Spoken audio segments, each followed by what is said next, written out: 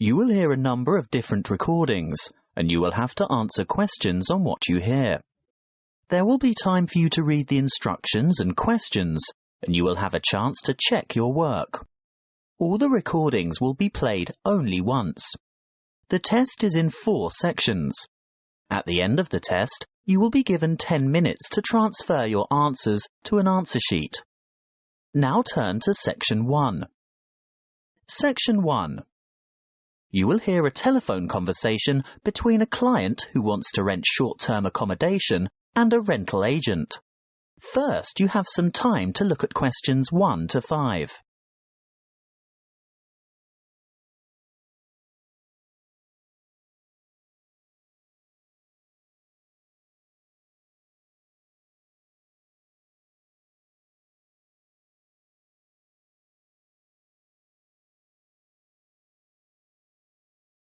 You will see that there is an example that has been done for you. On this occasion only, the conversation relating to this will be played first. Good morning. Ace Accommodation. How can I help you? Good morning. I'd like to organise some short-stay accommodation on the Gold Coast, please. Certainly. Who am I speaking to? Miss McKinley. Sylvia McKinley. Could you spell your family name for me, please? It's MACKINLAY.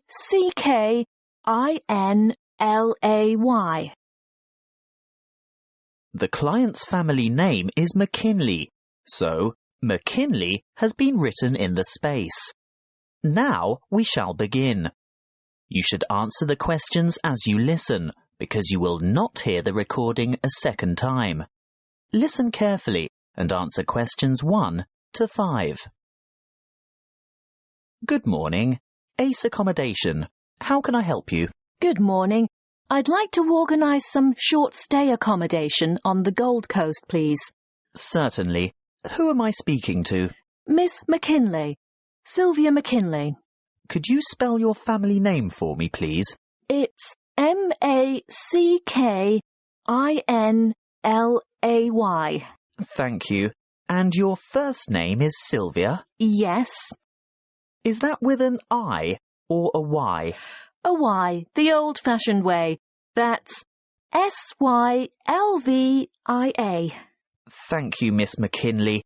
Now, just for our records, can you tell me what country you live in? Of course. It's England, actually. I thought so. Now, when are you coming? Well, at the moment, we're planning on arriving on July the 26th. Oh, the 25th. That's the last day of the public holiday, and it might be difficult to find something available on that date. No, we're coming on the 26th of July. Oh, well, that's fine then. We'll have lots of good places vacant by then, although you wouldn't be able to move in until late afternoon, because our cleaning crew will need time to get everything ready for you. That suits us. Our flight won't get in until early evening anyway. How many of you will there be? Just my sister and myself. And how long do you intend to stay for? Oh, only a couple of weeks. We'd like to stay longer, but we'll have to get back to work. So, you're not coming on business then? No, it's just a holiday. Why? What difference does that make? Oh, you'd be surprised. Business people have different needs. You know, wireless internet, even fax machines and photocopiers. No, we won't need any of that stuff. We'll be coming to relax and get away from all that kind of thing. Before you hear the rest of the conversation, you have some time to look at questions 6 to 10.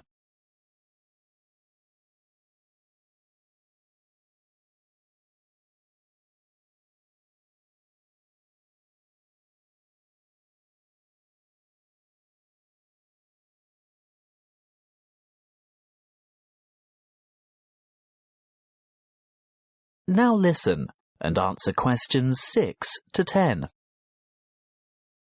Good. Now, what exactly are you looking for? A house, a duplex, or an apartment? What's a duplex? Oh, that's what you might call a townhouse or a unit. You know, 2 houses semi-detached on the same property. Oh, I see. I think an apartment will suit us just fine. And how many bedrooms? 2. 1 or 2, it depends on the size. My sister and I don't mind sharing if it's a decent-sized bedroom with 2 beds. Well, that makes it easier. And car parking? Will you require a lock-up garage? They're a little harder to find with an apartment. We'll have a hire car, and as far as I know, there are no regulations concerning car parking. I think as long as it's not parked on the street and it's secure, there shouldn't be any problems. OK. Now, I'm assuming you want something by the beach. Yes, that's the idea. We want to enjoy the surf, sand and sunshine. OK, but before we settle on an area and discuss your price range, I'll need to know about other necessities. What do you mean? Well, for example, do you want to be close to a shopping mall or the casino or the fun parks? Or do you want to be in a complex with or near a swimming pool? No, none of that really matters to us. But we'd like to have reasonable access to the motorway so that we can drive up to Brisbane to visit friends there. Well, there are quite a few lovely small towns to choose from. There's Main Beach, which is north of Surfer's Paradise, or Mermaid Waters, which is a bit further south, or Palm Beach, which is quite a bit further south. Mermaid Waters sounds delightful. Is it close to the motorway? Well, not really. The M1 is actually closest to Palm Beach, and prices are likely to be more reasonable there too. That's settled then. Palm Beach it is. Now, if you'll just give me your email address, I can send you information about the town and lots of photos. Well, my email is smac13@hotmail.com. And one final thing. How much are you looking to spend per week on accommodation? Do you want something at the luxury end of the market? You know, newly redecorated, great views, all the mod cons? Not necessarily. Could we get something clean, comfortable and reasonable for $1,200 a week? Could you stretch that to $1,500 a week? I've got a property in mind that you'll absolutely love, but you'd have to go to $1,500. $1,200 wouldn't cover it. All right then, but that's our top limit. Good. I'll get onto this straight away, and there should be something in your inbox shortly. That is the end of section 1. You now have half a minute to check your answers.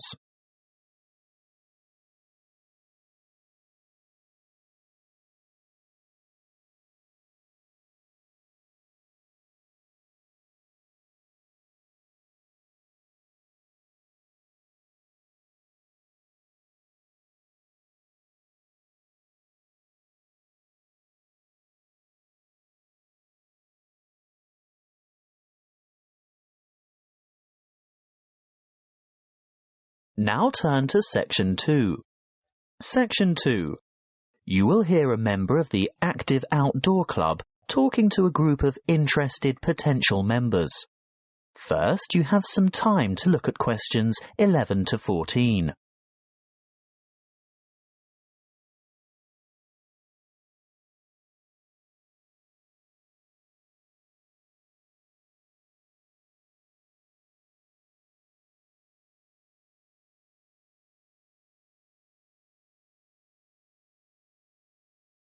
Listen carefully and answer questions 11 to 14. I'd like to welcome you all to our Active Outdoor Club. I'll start by telling you a little bit about the history of the club and all that it can offer, and there will be a chance for you to ask questions over tea and coffee in the lobby afterwards. You'll also be able to pick up pamphlets from the table at the back of the hall, and if you wish to purchase any of our products, Bill will serve you at the front counter. As most of you probably know, the club was founded by Nick Noble about 30 years ago. He thought of placing an advertisement in the local newspaper or erecting a billboard somewhere, but it was the radio that he decided on to reach the most people. You know, other people who might be interested in outdoor pursuits. Just basic activities like walking or tramping. Anything active that could take place in some of the beautiful outdoor settings that this country has to offer. Nick was overwhelmed by the response he got, and the club soon grew from a dozen or so friends and enthusiasts to around 200 members 20 years ago, and steadily since then to reach a membership of over 2,500 now. You don't have to be a hardened athlete or extreme adventurer. On the contrary, it's a group that encourages friendship and fellowship through social and recreational activities. The club tries to cater for all levels of maturity and both genders. In fact, anyone who has the physical ability and a moderate level of health and fitness to participate in open-air activity on a regular basis. I think our youngest member is a 5-year-old boy and our oldest member is a 75-year-old man.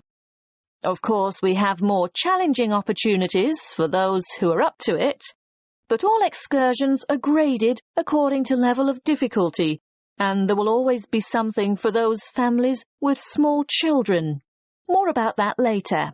I'm sure you realise that it's part of the focus of the club to ensure that our natural environment is kept as pristine as possible. We all have a keen interest in conservation, and many of our members contribute their time or give a monetary donation to organisations that work to enhance and beautify our natural heritage. Before you hear the rest of the talk, you have some time to look at questions 15 to 20.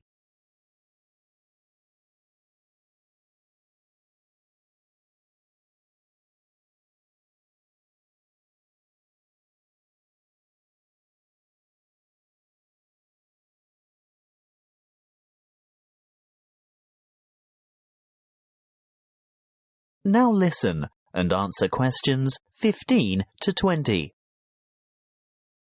OK, now going back to the grades of activity, first of all, tramping. This is very popular with singles and couples without children, but is certainly not restricted to those groups. Tramping is arranged for Tuesdays and Saturdays throughout the year. Most tramps are of a duration of 3 to 5 hours, depending on the weather and the terrain, and of course the time of year. You would need to check the newsletter or the website to find out place and time, and if you wish to participate, phone the coordinator who can give you more information. I'll move on now to walking, which is very popular with families, but open to everyone, and walks are arranged for every Thursday and every Sunday over the course of the entire year. Walks last no more than 3 hours, although the Thursday walks might be shorter. And again, you would have to check the newsletter for details of the time and area to meet and get in touch with the walking organiser to confirm your participation. Now, the Wanderers are what you might call a subgroup of the Active Outdoor Club. This group was set up to cater for the less active, more elderly, or families with very young children who still want to enjoy the great outdoors, but without quite so much exertion. Bear in mind that the length of these activities is variable, but we're always home before dark. Any member of the club is welcome to join in their activities on a Sunday, which include visiting some of our more beautiful parks and botanical gardens, beach walks, picnics, and even boat trips to visit some of the small islands off the coast. Often guided tours can be arranged if there is enough interest. If you'd like to see what the Wanderers are up to, check the website and then phone the leader for more information. I'll bet you're all ready for that cup of tea now. But before I finish, I really must mention something that can be a lot of fun. A great opportunity to form new or strengthen existing friendships, and a chance to explore a part of the country that you may never have seen before. These are our mystery weekends. The committee puts a lot of time and effort into the organisation of these weekends away. not only for health and safety reasons, but also to ensure that everything runs smoothly and everyone has a good time. There will be a charge to cover travel and accommodation costs, but apart from that, it's an affordable and exciting weekend away from the city. For more information, call the chairman of the committee. You'll find his phone number in the newsletter. So, that's all I have to say at this point. Please enjoy the refreshments, chat with the others, and feel free to ask questions.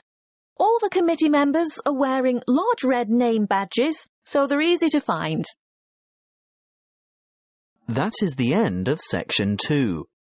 You now have half a minute to check your answers.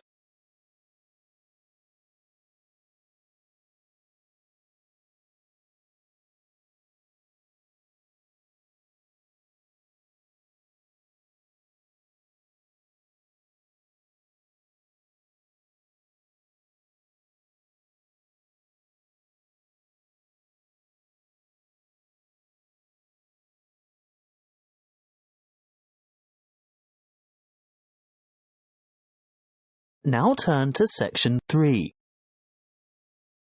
Section 3. You will hear a conversation between an academic advisor and a student asking for information about a particular subject that she wants to study. First, you have some time to look at questions 21 to 26.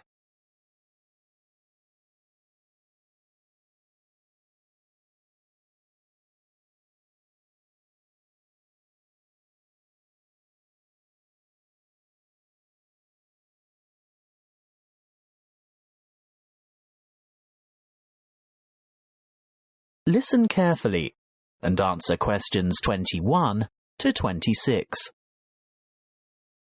Come in and take a seat. Thank you. Now, you've made an appointment to see me with regard to one of the papers you want to enrol in next semester. Yes, that's right. It's the Globalisation and Educational Change paper, GEC 692. Ah, well, I know the one you mean, but all the code numbers are going to change next semester, so although the course name will stay the same, the code will be ED995. Not that you have to worry about that. But the content will be the same, right? Oh, yes, to a large extent. The objectives are still to provide you with the skills and knowledge for analysing the challenges that globalisation poses for education. Yes, that's what I'm really interested in. The future of education. Not where we are now, but where we're heading. Well, you'll most likely enjoy the course because it'll give you the opportunity not just to explore, but also to document the advancement of new educational developments. And there'll be quite a lot of analysis involved. Yes, obviously. But once you've examined how education has been affected by cultural values and socio-economic structures, you'll go on to debate the pros and cons of the restructuring of public education in view of rapid globalisation. I see, but when you say public education, do you mean worldwide? No. That would be far too large an undertaking for just one paper. You'd probably choose to work with the education system within your own state or country. Sounds interesting, but isn't it a bit restrictive? Not at all. From there, you'd move on to explore the impact of internationalisation on curriculum diversity in both developing and developed countries. Have you had a chance to look at the assessment criteria yet? Actually, I have. And it makes me a bit nervous just thinking about it. Why's that? Well, I see that the first assignment starts with an illustrated PowerPoint presentation to the rest of the class. I've never done one before. No need to worry. You can get help with that. Anyway, this presentation isn't graded. It's what we call a formative assessment. The feedback you get will help you to finalise the written review. That's a review of those academic articles in the first part of the reading list, right? Yes, but you only have to choose 5 of them. That first assignment is worth 30%. And the second assignment? There are 2 parts to that also, and both are graded. 20 marks will go towards your participation in a seminar, and then there's a 5,000-word essay, which will be graded out of 50. Thanks. Before you hear the rest of the conversation, you have some time to look at questions 27 to 30.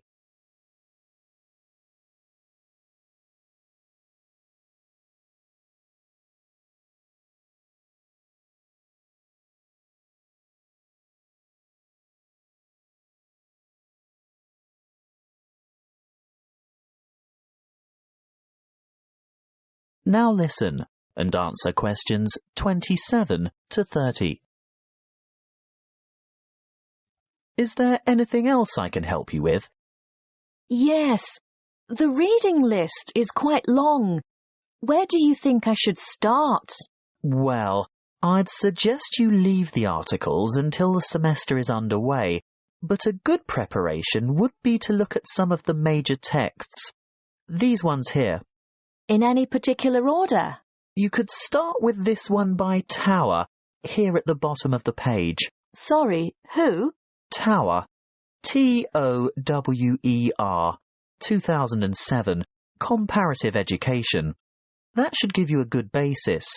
Then move on to Eliot, Educational Issues of the New Millennium. But be sure to get the 2008 edition, not the original 1998 edition, because so much has changed since 1998.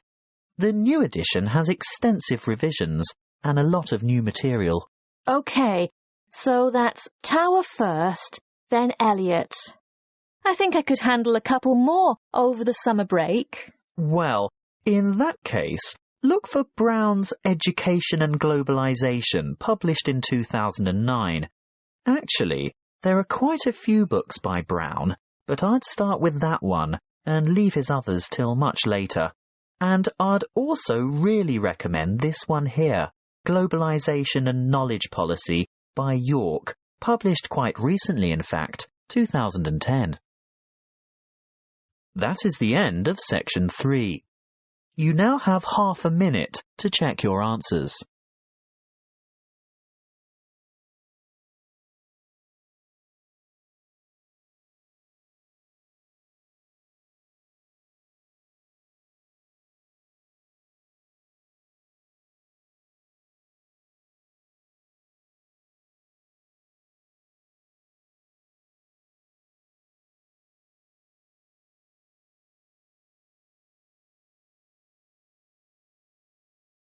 Now turn to Section 4. Section 4. You will hear a lecture on immunity and immunisation. First, you have some time to look at questions 31 to 40.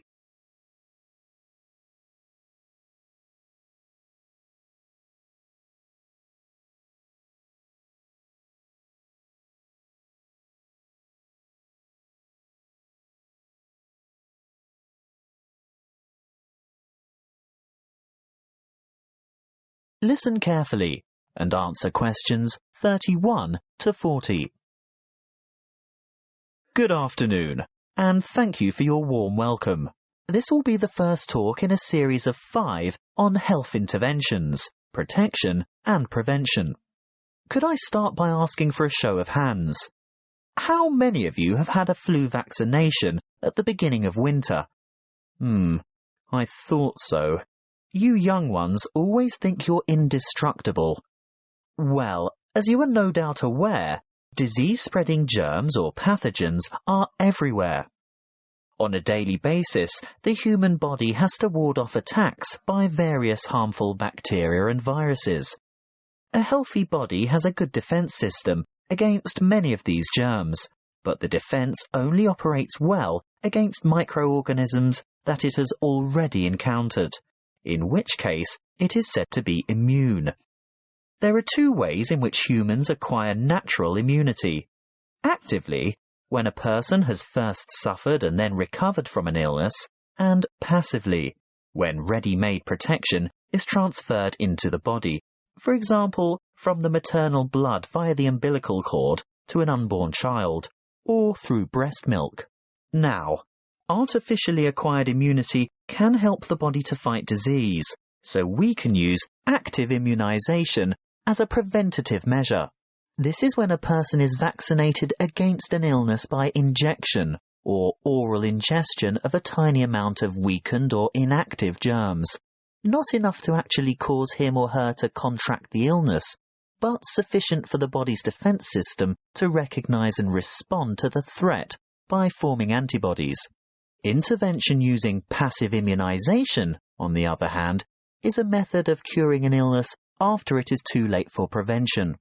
It is less effective than active immunisation and takes longer to work. It is used when the body has already been invaded by bacteria and the person is ill. In this case, there is no time for the body to make antibodies of its own, so proteins, usually taken from the blood of animals, are injected to equip the patient with the essential antibodies to combat the particular illness. Let's have a quick look at a bit of history. The discovery of vaccination to boost the body's immune system by making it sensitive to particular disease-causing bacteria was made by an 18th century English doctor called Edward Jenner. He noticed that survivors of smallpox, a common but extremely dangerous disease, never contracted the disease a second time. In other words, they were immune. He studied a similar disease in cows called cowpox and realized that people in contact with the infected cows became ill with symptoms resembling smallpox. However, this disease was quite mild by comparison, and those who contracted cowpox were then immune to smallpox. He conducted an experiment by injecting a child with a small amount of pus taken from a cowpox pustule. The child subsequently became ill, but soon recovered. Later, he injected the child with pus from a smallpox pustule, and the child did not get sick. He had developed immunity to the more dangerous disease. The antibodies produced to fight the cowpox bacteria had been able to fight off the smallpox bacteria. What are antibodies? Well, antibodies are made by white blood cells called B lymphocytes, and this is done in response to the presence of antigens, or other bacterial toxins, which have been released by the microorganisms, what we commonly refer to as germs, that have invaded the body. These Y-shaped antibodies, or you can think of them as antitoxins, may stop the toxins or repair the damage they have done by what is known as the antigen-antibody reaction, which takes place within the plasma of the blood. A correct antibody, for that disease, clings to a particular antigen in order to render it harmless. Large numbers of these pairs clump together to form a bigger unit. This is called agglutination and is able to be seen by the naked eye, which is very helpful for doctors and other specialists to determine which illnesses a patient is immune to. Inoculation or active vaccination can protect people from serious diseases. The vaccine may make a person feel unwell for a few days when the immune system starts to produce antibodies to match the introduced antigen. This is called a primary reaction. If that particular antigen should ever enter the body again later, a secondary reaction takes place. The body is then able to produce large numbers of corresponding antibodies within a short time, so the invading antigens are quickly wiped out, without the person suffering any harm from the disease. That is the end of section 4. You now have half a minute to check your answers.